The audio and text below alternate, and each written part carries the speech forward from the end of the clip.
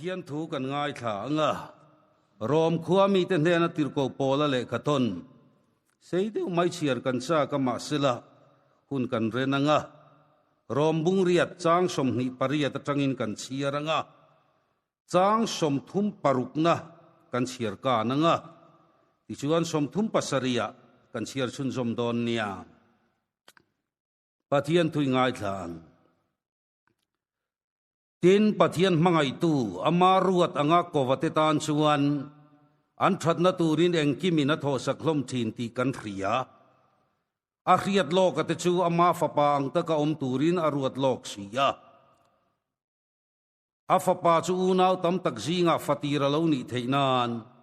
tin a ruat lok ate chu a ko boka tin a kovate chu thiama chantir boka tin thiama chantir ate chu a choi moi boka tin chung thua chuan enge kan soyang le Pathian kan lama tran chuan tunge min do theyang ama fapa ngai po zualawa kan sa ay petu chuan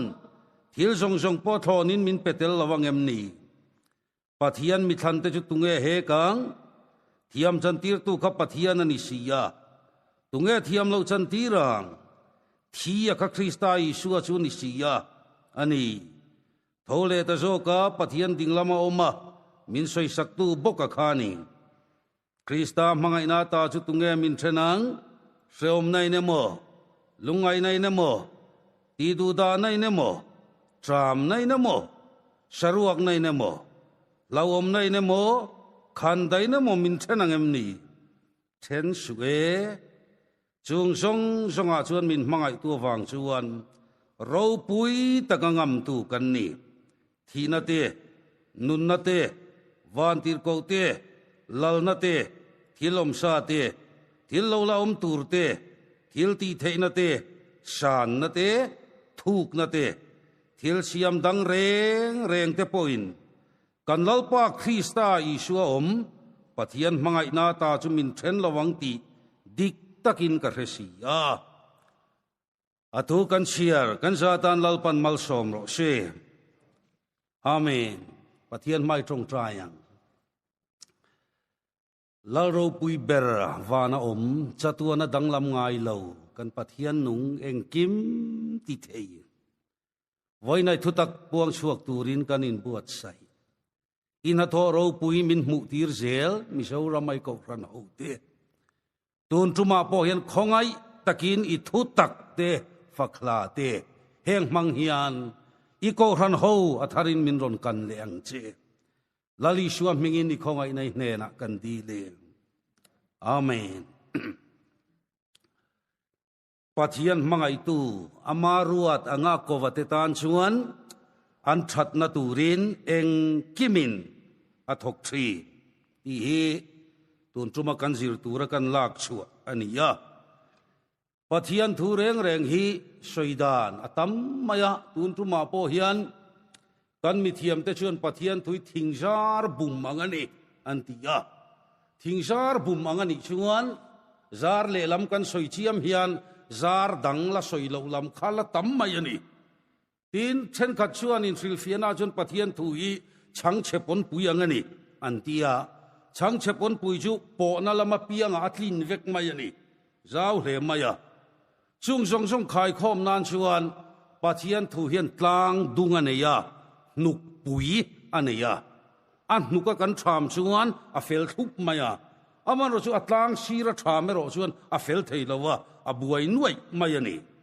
chuwangin tun tuma po hian he Pathian thu kan sir tu a sir le lam dang ala tamani ti ro chu zoram mi pui ngai thatu ten kan ria ta tha o me engwangin nge khovela hian tuar na he lo thlen ngatinge thina lo thlen harsat mangan nei engwangin nge khovela hian a lo om tun tuma ngai thatu te song song singa dam lo kan omang thina tok mek po kan om thei kan sarnat na vei kan omang tb kan omang engamo tuar lo fa kan om karing lo drugs addict fanei kan omang jungol vei pasal nei kan omang enga tinge khovela hian tuar na he lo om phrim phrim ai chu Christian song song in kan ria bo chiat na rani ti chu kan fa in kan ria hei pathian thu reng reng hi kan soidana sirin kan tuizonga sirin suizuma ol khop maya tun ma po khan nat na zong setana an suizum tuala mi pumna te pon mu setan tlat maya dam doinan kalan trong traya mi pumna kha an chuan si ot maya nin ti het setan chuak ra ten ti tamai maya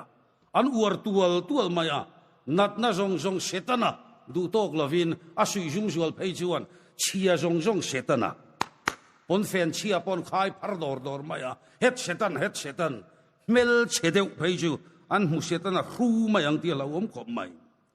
chu wang sun eng wangin nge he khovela hian tuar na hi lo om pathian thun nuk atangin injir don tiang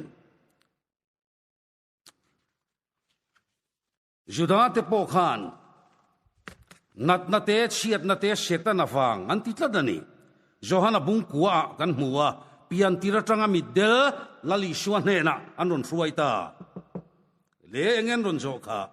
apian tira tangina bita deltat lalpa anuin nge ti sual apain enga tinge hemi hi midel saina lo pian anuin nge ti sual apain lali suan eng tiniati anuin ti sual apati sual ra atimi alo anuin ti sual lava apa poin ati sual lo kan belteang api poin ati sual lo anu te ipon ati sual lo amma pathian na tho lo lan theinan hemi hi middel sain lo piangani exodus bungli chang som pakat en chinte mi hingka hi tu siam nge trong thei lo lei hi tu siam nge bengong hi tu siam nge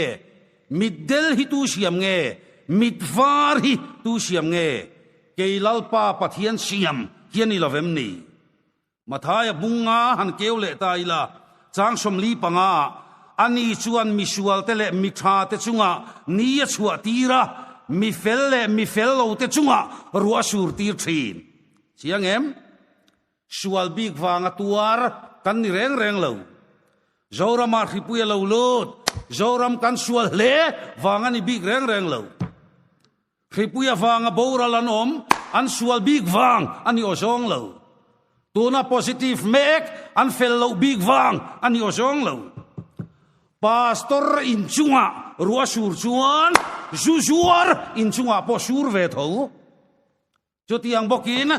ko han mei chairman in chunga nia sat chuan drug zuar in chunga po nia sa ve tho eden huana me upo khan in thiang min ti tu kha setana ni lo ton china chuan in thi photang ti tu kha pathian tho thawani ilu thuk tualan samsom sari pathumna kan siar thina kalunga leng tlat mai enga tinge sam siak tu hian eng thunge soika mi suak sual te ni hlo sia ka muin mi uang thuang te chuka ot si thin apatik mi suak sual te ni hlo sia ka muin mi uang thuang te chuka ot si thin che ke ni aya fellow tai zo ka kan ngai khotlang ta na nok sak em mi zong ina kan riat an fa ten mel tuala le khan thiam tula an ran fula thau em a ke ni thei to pathian le ko khan tan tia in mang tluan lo na hlir mai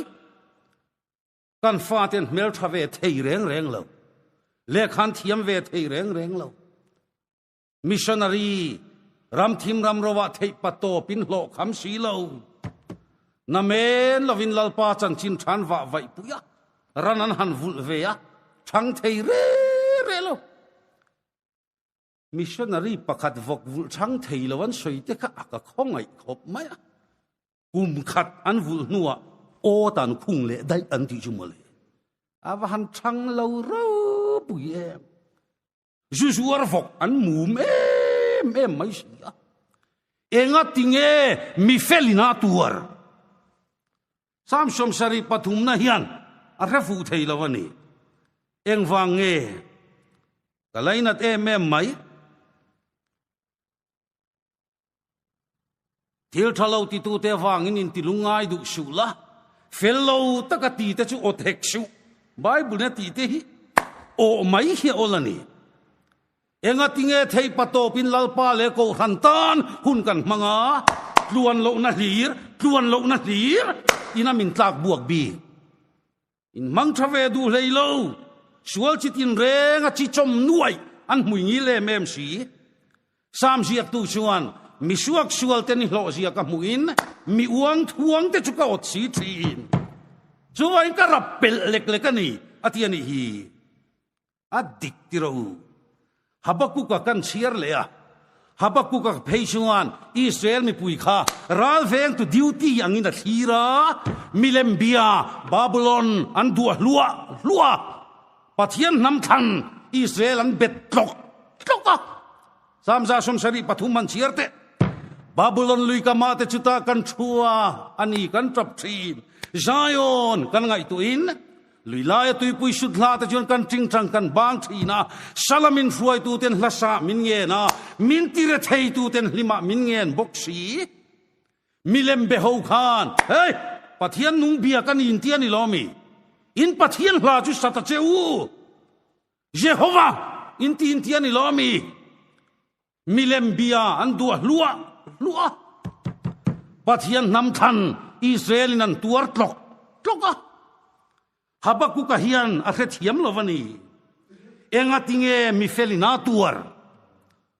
tuna sai pol thiam takuan in Christ kan murenga ni lomi an kung pui ruat diki telve talo enga tinge zoram hua pa thei patop choin lalpa le ko khantan choi moina hlan sathina enge ni kher khale enga tinge mi felina tuar Habakuk hian sia thiam har sa ti ni pathian nam thanin an tuara anam than lo jok milem bian du lua sia enga tinge mi felina tuar he zona hian a thiala ato pa chuan laro puilu tu karon cham chuak tatlat thei pui thing parful don lovin olive thing ra lovin ei tur chua don lo seng huangata ran rual ti bovin ran ina ran omlo ma seng kalom zelang lalpa chuan ka chandam na pathiala chuan kalom cheu don enga moni amu chuak tatlat Habakuk hian enga moni amu chuak tatlat mayani sipui kara henge himu chuak veila zoram hian ngai thatu du om tak uluk takin ngai tharo le engwangin nge mi felina tuar Habakuk na khethiam lo amaro chu mu chuan ei tatlat mayani keini ngai thatu te hian kan ti ve theyangem asoi tu hian kati thei zelangem kan sir lai hi in sir zel tiang keini ve hi engamo leka kan buai sung sel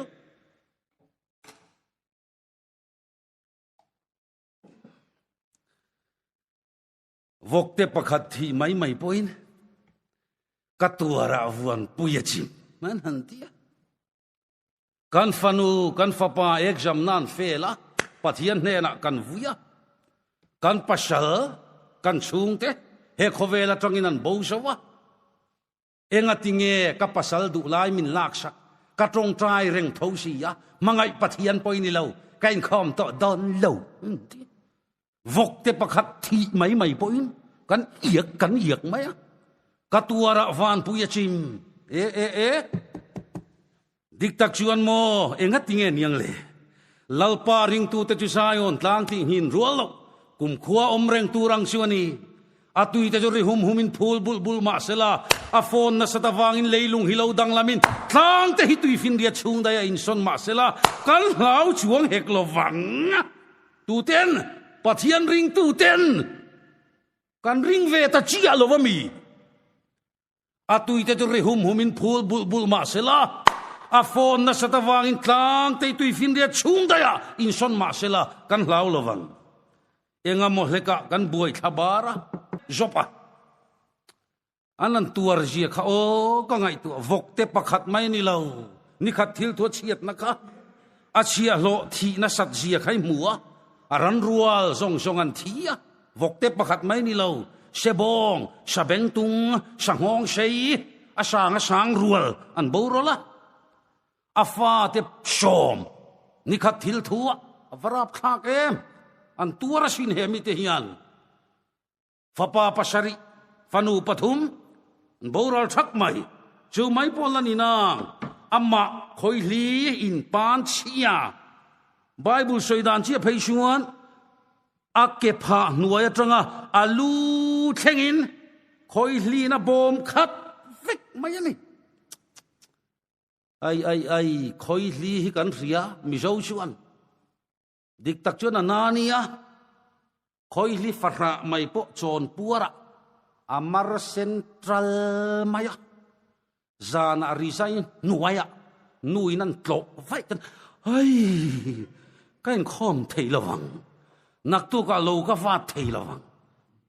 patling kan oi dur mai ania zo pachumo khoi hi farra mai ani lo khoi hi pachal te a pavalai rual jong in an bom khat thup mai ani amu thei lo a thu thei lo a ding thei lo a eng tin nge mo om reng ang le bible khain chinte atal mai ni nangotang athian te pathum hial po khanan hayasin ra la tangin achan chu khoi li khana bom na salutu amui chung lama om nge do na anuai lama om nge yanga anara omanga apot kual kholo zo ve kang siu athu thei lo mu thei lo ding thei bok si lo arap tha ka sin anat dan tur ji hi atopa pheisuan anu puina tur talawani kha entin nge ti ingai reng hian em ni om don pathian soi chiala thi mai ro anu puina mu thei talawani aom pom khop mai me cherin nai na zo talawani yang atopa zo patrong kha e khai ma te nu okay ka em khachu bible a tel lo karindan ani me chi a tak trong ai trong mai chu le pathian ne na ta thil tha kan huwa thil thalo po kan mulawang em ni katlang tu chu nungani lalpa chu fakin omro se avan ro pu yem bunga chang ruka hanen le chinte athian te kha nan lo ti ve seksia engei ti sual in puang mai ro mi sual lo winan tuar ngai lo oi in puang mai ro sopa anti reng boksia engei ti sual ato pathian te ron chang ta tuar na hi vai vu ta ta lo chua kan ni lova buai na po hi le atanga lo chua kan ni hek lo buai turin mi hring hi lo piang ani zo mei si chung lama chho lo thei lo ang hian avan moyem mei si chung lama chho lo thei lo ang hian he le kan cham ve chung chuan har sat mang an nei kan chunga thleng lo thei lo wani kal le zel thin tiang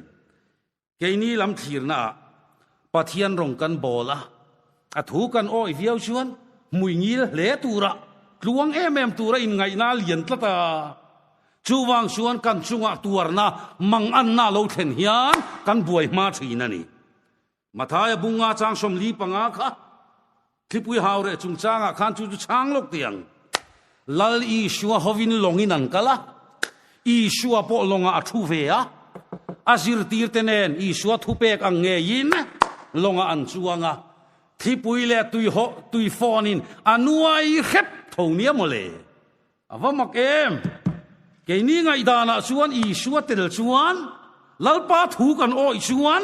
tluang pur tura kanin ngai tlata he mi tum hian lal i shua thu pek ang nge yin rong bol turin an kalani lomi ama i shua potela thipui le tui fona an him chuang lo thipui le tui fonin an nuai khep thonia mole an manang tiru i shua hi thipui la ka himna ni lova thipuya himna ni mo khami trum khan i shua kha thipui la ka a him chuang lo ma se thipuya a him tlata lo mole tuar lo tura ko chua kan ni lova khovela hian himpil pial turin lalpan nang le ke hi a thisenin min tlan chuak bik reng lo sadak Meshach Abednego eng thungan soi kha he mei puya trăng hian kan pathian in min chandam thei min chandam don lo po ni sela irang ka chak milim hi chi bai kan buk lawang zan thim cha lai taka arsieng te an lang moi zual thi hei tui ka in zok ngai thina manilo khan ka kan saravoi nga nan min zai lea hu chuan min lati chak lo dewa mu kan hreom deuh pon ngai thatu ten riat thiam na kan dil chewani keinin tuar hirem kan in tilowa tat mayana sakei bak nei puk chunga lut lo tur khan lalpan daniela chandam thei ma se sakei bak nei puk chunga ni lali suan lo nga tlat zel ni maklutuk keinin tuar hirem kan in tilowa pathian nen kan in kal thina lom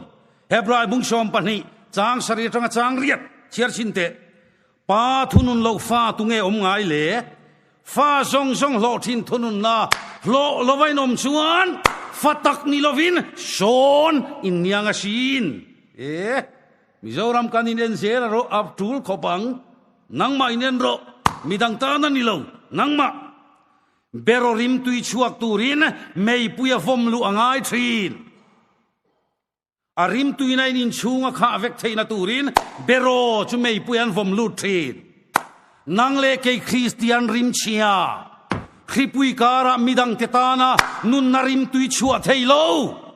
zoram Christian ram lalpa son chua intisi state dang tetana rim tui chua theilo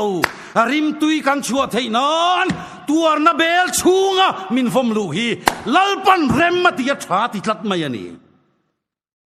ta suan en sel ro le nang le ke hian kan ma mo fo kan nuna nun narim tui mi te ta na tlang tur lali suarim tui lo chua theina tur chuan tuar na bel chung hi kan ma mo fo trin hebrai bung som pani chang som pakhat ka chiar chin tiang thonun na hi tuar lai chuan lo momina lang lowa lung chiat tha kina lang jok thin tuar nuwa ero chuan chu mia soi zoya om te tan chuan ra thamuan om tak fel na chu ra chuak thin awangai nom em tuar lai chuan lo momina lang lo lung chiat tha kina lang jok thin chu mia soi zoya om te tan chuan ra thamuan om tak fel na ra chuak thin ti hian soi fi adonang nauten nute nek ban tir hi kan thewanga nute kha naute chotui ber anrin puyani alolian ta zela lo ram ta nute nui na ngei tir don ta nute a trok ten ta ta naute ril ram tak chuan ama te an poma tui taka in le tuminan fo pa khalut tuk ti tamai atrap von mai chuti la chuan le lam nek len tuma anui na lo tat le a khavek khanau te khan kanuin min mangai talwa mon chu o enga tinge ka chotui ber hetianga min siam saktak chu le ani le anu chuan a mangai lo wanga mi ninang a mangai lu tuk jok wang mole khanau te khatha taka lo thana mi pangai ani theina turin anu chuan no te tuara phalta ta lo mole pathian mangai tu ama ruat anga kovate tan chuan an that na turin eng kimina tho sak chuwai ko khan I thapang lo wangu kan chunga tuar na sang lo thleng hi tuna lom omin lang lo ma sela kan that na tura parem ruat ani fouthi tak taka chuan mo harsat na mangan na tuar na them na tok ngai lovin an to chuna an tlu buldu tlang sang thing reng te hi mo thi na chem thanga an tlu kha ta sin hey life crusade ta nia trong kam hi kan uar le jual mayanga min thethiam ula ngai thatu tam tak te na kan thu soya fia jok theina turin mei chein leng mumang leilo om chut te hi mo la phiar de mual an tiang chi te hi an rin om lo jok ma tien tia sin tun ma phei chuan mei chia ler mel zik zek ti zik zek khâu te hi heng te hi an rin om phian du an khau treng du an ti thlem na an mu thanga an khet hiam tlat mai ni tlang sang thing reng reng chu atet lai thang thi in a chem thanga thi pui po lo thok sela an tu mai mai lo kor ruam thing ro chuan thi mu ve ngai lo wa thi pui to chuna an tu bul mai ni Mizoram thing bul long bul nam re thei sum le pai mu ngai lo ti chuan Yutia kan lut chawa state kan in hlang kaya central atangin sumalo lut ta huma sumle pai mungai lovin sum kan han muta chu kan fai tluk tapuk emoti mai tu corruption voi ni thlengin kan soya apung tual emoti mai tu thlem na tok ngai lo tuar na tok ngai lo harsat mang an na tok ngai lovina an to chunan tlubuldu chowang sakopa bungkhat chang hia chuan khem na tin reng in to in lom na hlira ruat ro he khai ikal le khet tengo tir ko te thilti bunga chang som li pakhata asir tir ten eng tin ngan ti su ming awang chuan mual pho na tuar tla ka ruat an ni awangin an lom ta ema famak nang le ke ya trong trai ve dan chu lalpa minti mual paulu su kat nung dola kap ma ruai la kat sira ombok la min hum him pial ro ani fai vet mai ni minti mual paulu su min hum him pial ro ti tak taka chuan tuar na nei lo mi mual pho ngai lo har sat mang an na nei lo Christian marput Christian ngil zut lalpa pathian ina mang tak lo har sat mang an nai na rual mual pho na tuar na chi rang tok sual silo nun hia fi tlata chu lalpa pathian ina mang du thina nang le ke tuar hilal pan rematia a phal tlata lo mole mau gang president he suam mang rap thak pui mai ro thap tak mai apian tharna tur kong khan mil han chu chin te kha mau gang president Nicky Cruz pian tharna tur khan Pastor David Wilkerson amual pho kha lalpan remmatia tha atitla dalo ngoi te ngai thatu sa om tak ilan nial fo wani chuan afa pamual pho na lai ber mangin lalpan khovel hi chandamani lomi saruak jang pharin lali shua kha crossan kheng beta chumia sara nangle ke nun nakan nei ta afa pamual pho na lai berin lalpan khovel hi chandamani soi chiat deu sho ming chiat khreomna mual pho na tuar na sanga do tu kan nei hi mo kan ta na thatna nia tak taka chuan khang zong kha om lo sela inuna khang harsat na jana khreom na tuar na kha om lo sela khovel hinua miti hor don lutuk tak taka chuan theira du deu sumo an do vak thin theyan ra tak chu share thum ra tak chuan do na sal lutuk thing tuai te nan do wa char tin te nan do wa dui tin te nan do wa enga tinge ara tam lutuka atlu ka hlau omalo ifriat tur chumo ado tu an ra ngai lo tu man char tin ra in ei lawang dui tin ra in ei lawang ara na sat mawang khana tlu ka hlau oma chu wangin do wanga yalo chiang em khang song kha om lo sela khovel hinuam kan ti hor dona kan thok bo dei don kan tho bo lo na turin lalpa pathianin do tu pe che ni kha lom ve mai ro lom thu soi ve mai ro kha lom mi tenan muwa lungai na kara po lalpa pathian an fakthin na chan chuni harsat mangan na lakyang turin lalpa kan ko ba lalpa kan tiya kan duangin lalpa man mo tlat lo hela hi toy ten han zir leila kiala man love kan harsat mangan na kan tuar na lalpa kan kova ma se kan duangin lalpa man mo tlat lo enge chan Johana bungsom pakhat thua trangin Lazara dam lo kan turin lali shwa man mo tlat lo ei ahun lai khan ngai tu chin teu an mi khual thina nia Palestina ram dung le wanga fan khan marite marthi te Lazara te na thleng thin Lazara thi ngamina dam lo ta an mi khual pa trong trai dam thei ro pui lu tu kan si ti chuana thi mai to do na e khoi kan mi khual pa kha trong trai dam thei tu na i shua hi lom lokorui va ko wangu an va ko da na trang khan an in nel tu kapu pon ti lo ingen ti lalpa i mangai laser adam lo rang taka kal ngalan rin te lul nen lali shua kal du lek lo nia mole ni ala cham muang tlat mai athin rim thak ngotang ingatinge kal du lo le ingatinge lalpa pathian khaman mo lo khamini khan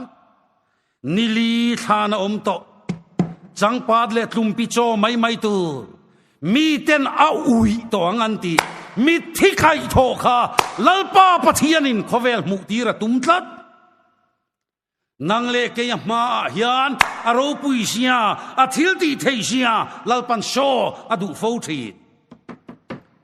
khami tum khani shua kal ngal ta sela he bible mi thikai tho ro pui lu tu ki khovel hian kan renang mole lali shua man mo lo na chan chu mo nili thana om to mi ten a ui to angan ti mi thikai tho kha lalpan khovel mu ti ra tu malom tuna ngei po khan nang ma khain en ro le ifa padraksti i trong trai puya azual tual pa suin re nan sungol vei re nan azual tual trong trai lal pa au po va shot lo em itiani mai thei amar chu tuna hian en ro le i duang zelin lal pa hian chang ta zung che sela van pathian khe ro pui don lo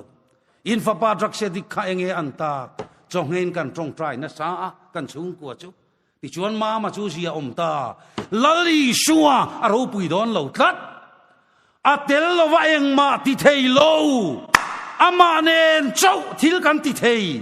lali shua tel lo wa eng ma kan ni lo sia hi lalpan min mu ti ra dualom lali shua chau hidam nani ama lo chu dam na pakhat ma om lo benga khiat na mai ni lo thin lunga taka kan khiata lalpan ne na ruma kan trong trai chuan kan ram hilal panati dam theiani chowang shun ka unau du tak exodus mung som pali khan en chinte tui pui sen kama Israel te duangin pathian man mo lo afamak em rin namitin ka thir thin telve ang mai ti hen chang shun ka in da thin an malama tui pui sen an ha to leu kai ruala ni to lo nung lama faro sipai an mani tha cha an ri khup to ai an trong trai na sa don lut tok lalpa khongai takin min chan dam ro ke chumo thi na him kor ruam te ka zo ve thi he ka cancer hi min zai maya ka ko chungin hongun to lu tu ka ji par hi vua lo mai sela na kum te nan hong le mayang ti te ka la hlawa thi mai tu ra kai ngai thi ma se isuan min la khonga ya hei tu na min la dam tir le sel mai te hi ko han ho wang ani min trong trai pui tu ngai thatu te zong in chunga po lom thu ka so yani engei soina san kha lalpa mangang tak hian ka trong trai fo mai ti takin mangan tak chuan mo cham sei tur hi om lo angai kan soi mai ni kan trong trai dua hi chuan kan lamang ang vak lo di na ni lali chuan mangan tak chuan kapa heno hian min pel ro se voi khat akal le a kapa heno hian min pel ro se voi ni akal le a kapa heno hian min pel ro se voi thum Jordan luya khan ati vak lo mangan tak hi chuan mo atong trai sei lei thei to lo mangan na top ka dai fo thi en ro an tong trai tu ri ka mi thlai na murenga lo rin na chak vak lo pon om ve ngei don hemi tum hian khati jat mi pui a kha chuan ari rum to sianga atle sok tonga farot feite an sakor to lai lirte aron em khalanga an tong trai don lalpa min chan dam ro lalpa rin na chak lo phaian meng ru ve khopang lalpa ai an thianga an buai ngota mangang takinan omang an duangin pathiana man molo avamak em Daniel chan chuak turin lalpa man molo Shadrach Meshach Abednego te chan chuak turin kan pathian hi kan duangin man molo fo ta siam tu nang tineti ising nun zolaya harsat na tokin lalpa yaw thin apui na nga kin a thleng si lawamo cha vin sam mai lo la alo thleng thuai don a tran puyang che a hrerengang che shole lal huntia ma thleng ta lazar lo chuak ro mithi meu point pathian fa pa o ria khan puan tuam chungin mi te na ui toang anti lazar alo chuak ta mai le tui pui sen kam sa thir ro le man lai faro boy de pathian er huai chuak a thil ti thei sia lan tir nan tui pui luang a chol tir o zoram beidong lavin lalpa nga gro beidong lavin lalpa inga kang u anin thua penga kan mangan na song hi to chem kiang mai don ato berasuan itile tiang ti tak taka chuan mi hring inakan lau per thi na po hi mo pathian mangai tu te tan chuan alo hlau om mi alo kan that na tu ra pathian na tho kha lo nia tugina hian khongai takin kapu ente mami ngai tu chiang ngat ma te kho an chekara pa mangai na lo lang chu mo eden huana khan an chiamin lo bora ato pa chuan mo lo mom lutuk chu tun china chuan in thi photang min lo ti kha lo mo le in tar thei lawang ti om mi alo nat na khe om na song an chiamin lo bora chung song kan chol san thei na tur chuan tun china chuan in thi photang chei ring tu te tan chuan mo van kong hon na lo ni kan lau ber po hi kan ngai tu chian lo wang mai lom ngai thatu sa om tak kapi ngai tha chiang te vuina tu rom lo wasin thi thei lo ta i la mo tu na vui dur kha thi thei lo ta tak hila tu ma lungo inom don lo life crusade ani boka uar devin kan soi tiang ipi pi